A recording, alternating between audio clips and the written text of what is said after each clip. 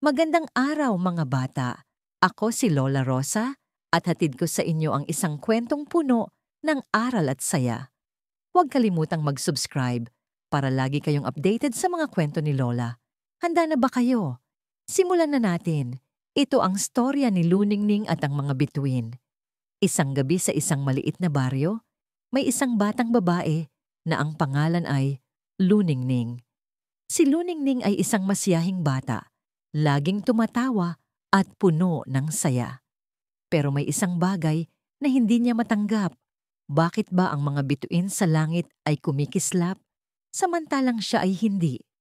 Isang gabi, habang naglalakad siya sa ilalim ng mga puno, napansin niyang ang mga bituin ay kumikislap ng maliwanag, parang mga alitaptap sa dilim. Bakit kaya kumikislap ang mga bituin? Tanong niya sa sarili. Pumunta siya sa matandang puno ng balete at kinausap ang matandang kuwago na nakatira doon. Kuya Kuwago, bakit ba kumikislap ang mga bituin? Tanong ni Luningning. Sumagot si Kuwago.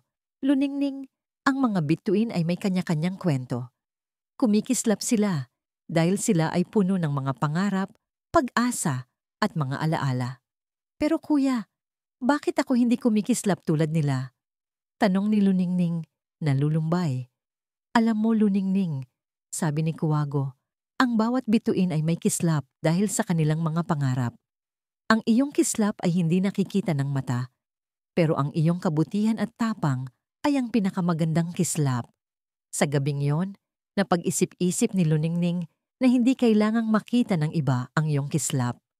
Ang mahalaga ay patuloy kang magbigay saya at kabutihan sa ibang tao.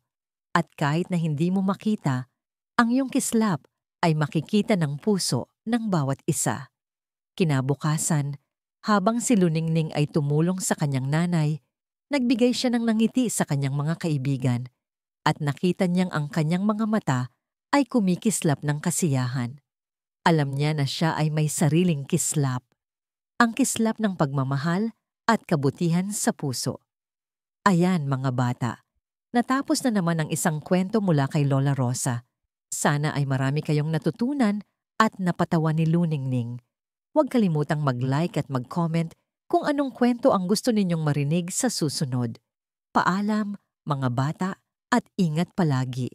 Laging tandaan, ang kislap nyo ay matagal nang nakikita sa puso ng mga mahal nyo.